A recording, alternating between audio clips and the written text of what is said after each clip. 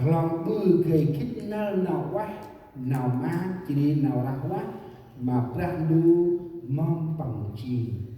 hay sáng nào cứ trái to cái trang ấy cái mẹ cái lo tình bư tầm can mà nông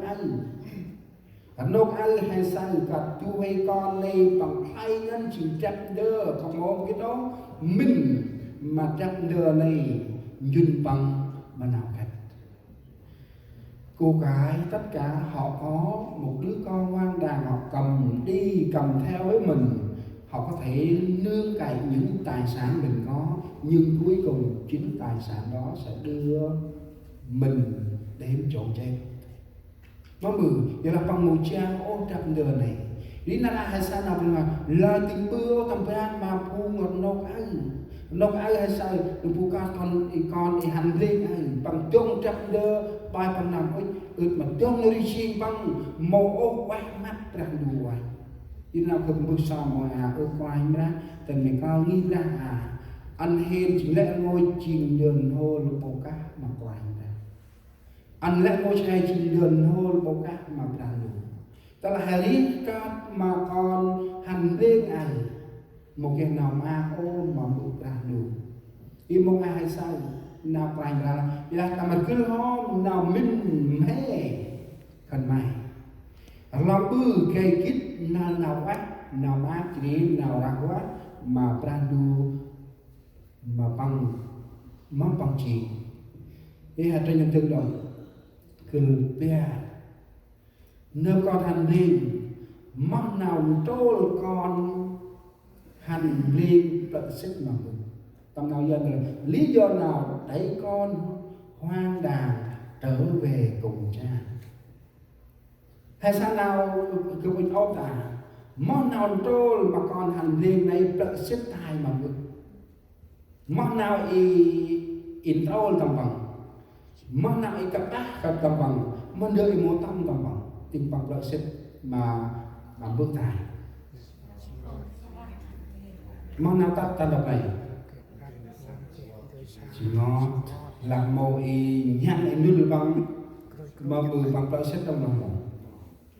ta làm màu nhang pin mang này nhang rồi cro đường cái là nhang như là lên tích trong lòng một cái lệ thì chất bắt để hành xa bo mà là như cha mà là xa tu ngan đất thì đi cứ về om thức ôi nè thì cứ phong mù mang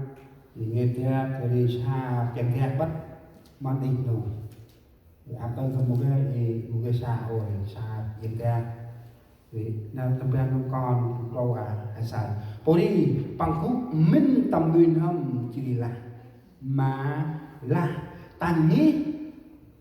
bước cấp kia ấp ngân phùng bạc nhà cà bông xa mét lên mà bước cấp khét chỉ ngò mong này anh bằng phù hay sao bằng ca kích dần là trong thì giờ mà ông cái con đường cuối cùng rồi họ mới tỉnh thức nhớ là cái không khí mình đang sống với cha mình họ đầy đủ nhiều người mà đầu ăn vẫn dư nơ xa kata ấp đi cũng tại chay bước này chỉ đi nào xa tâm mà mẹ mong cướp ai chỉ đi cũng tâm pri phu chỉ đi nơ xa được một cái mà cũng minh cái này chỉ qua cũng minh cái này chỉ qua thì nào in trâu bằng tay giờ là hay sai nào bên ngoài là giờ là một cái đời xa giờ là một cái đời xa giờ là chỉ ngót bằng lợi sức mà bước kia mà cái đời xa cả tức là hay sắp nào bên ngoài ấy giờ mà đời sâu xa chỉ giờ mà cái đời trong lợi sức mà bước chỉ là hay là ai cùng cho mà toàn ra ở nó nào mình đời hay cả ta tâm linh chi mà ngay sắc cũng là ôi chị mình đưa cặp tâm hèn là cái sự thiếu nhất ở trong chúng ta ngày hôm nay là gì ta là hay say nào cặp ngân im rùng quay tâm hèn là ai nó nào chỉ nào ra đủ lời tâm hèn Nhờ sông xa hay có primi hôm nay ông chỉ hay xa đời nhiệt ăn tiền với xa ca kia ca với xa quay kia quay rô quay chô quay bè quay xe quay áp đi kia đi ca mắc ca kia đi ca chút ca đấy ca áp đi kia đi mình được xa đồng có bằng kia gì kia thì cái bộ bị ba cho mình lẽ đưa xa mà ngày xa thay ơn như là tông chỉ ấp xa mong bằng chỉ hào ham người trần là cực hào ham cực là ấp xa mong bằng chỉ bù lay ấp nghi ấp xa mong bằng chỉ bù hè hào kít nên chỉ đưa xa bằng ngày sát ơn nó nổ đưa xa bằng ngày sát tu hay con phục lâu ai đưa xa bằng ngày sát ắt dun băng mà nào kết đi bằng cụ mình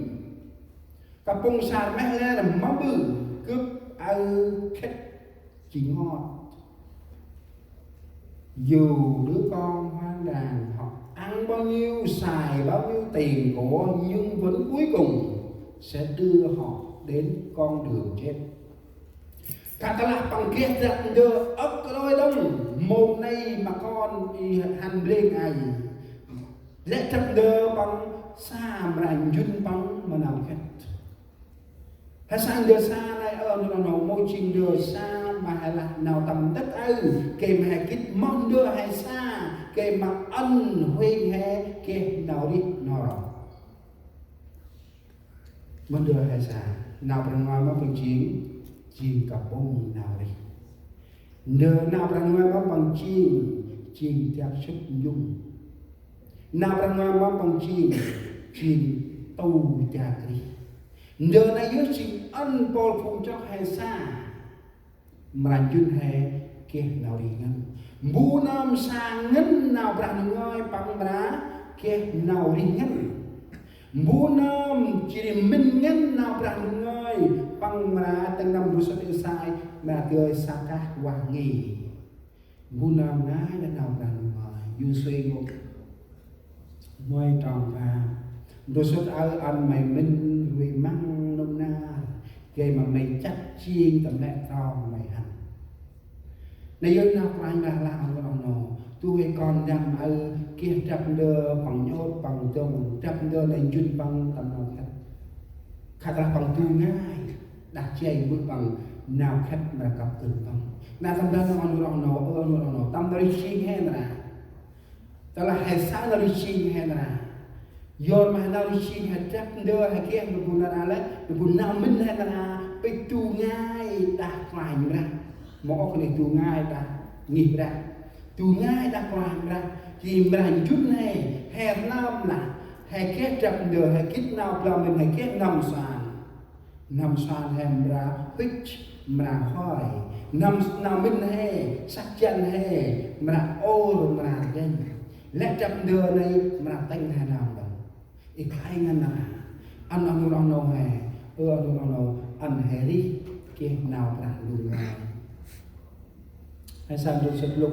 của chân bram tròn chân con ta chân bram chân hè ra con chum ta đấy thì kề mà hè sao ta lờ đấy tròn chân văn chỉ tắt chân màu rau là quả chân là đặc trề ngoài kìa Kelas bằng cho công tác chỉ gặp đưa cầm bồ này thì nào chỉ ngọt hết chỉ đi bằng họ ai chỉ đi gặp bắt cô đi bằng hàng can cầm bồ này phù do bằng cả chắc ứng sâu bằng ứng nhất xa tốt xem sâu gây mà xa không do ăn bằng xa này là xài kia đông nào cả ta đọc cũng cả ăn bằng cán hành chép sôi mới tâm can vừa vào mới người có ba lạc xà hành chạy sôi cứ mà bia đúng không phải thì vừa vào mong người tật là tật mông nên giờ xem sôi tức quá rồi mà xa thì xa anh được ở này chỉ là lệ hết nhân cuối cùng ta là khi hành tròn tầm tròn này kia là nung ăn được lúc mong bữa mình phải tay tiếp tục nè tròn cho phải tiếp đồng chừng càng nung rồi thế cho ta khai nhấp cái nào hẹp ta mong bữa chạy nghe thì chỉ đưa lên mà là cái gì tại chạy hơi cả lại sao mà tu cái sâu ăn sao mà tu cái sâu ăn hành thì sao mà thôi nó đi ăn còn hay con hành riêng người ta bảo nó sao mà xa tao sâu đi ăn sao mà sao thôi nó đi sao mà tu bóc ăn á in nào mình bóc mình xa ngân người gì là mà xa ăn xa hết mà có một cái ông đưa xem sơ tầm pri vùng Israel vùng Musa có số là cái này han tầm pri bằng cái cái về chơi tầm quan một cái học vùng Musa số đó chỉ cái ông nào hay là đâu thì hôm xa số thầy hay đó mà bài là hãy làm cái mất cái thứ là thà hôm nay xa số là bài là đưa làm cái mất đó cái là họ hay cảm ơn rồi cái này hay trộn trộn hôm nay xả hay vậy em lại chỉ là cho có ai đúng bà nhưng mà cho hay mắt là nghi tàu tận tốc ăn tàu đi mỗi cái kia làm hết cho hay sai một phần ý hay sai nơ cái con hành linh à nào càng ghét giúp nhân đây là tức là dần thì là họ sẽ đưa đến tận cùng của cuộc đời thành chấp sơ một là chấp ô chỉ sai lông người con ai mà làm mình chấp sơ ta chỉ sai tâm ba sơ kinh quá phù lúc mà lúc nào sơ này đặt tóc đông gờ xa đi mà xa ngân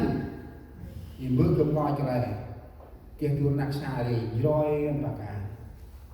thì ô anh tớ lúc nào sơ này mà hôm là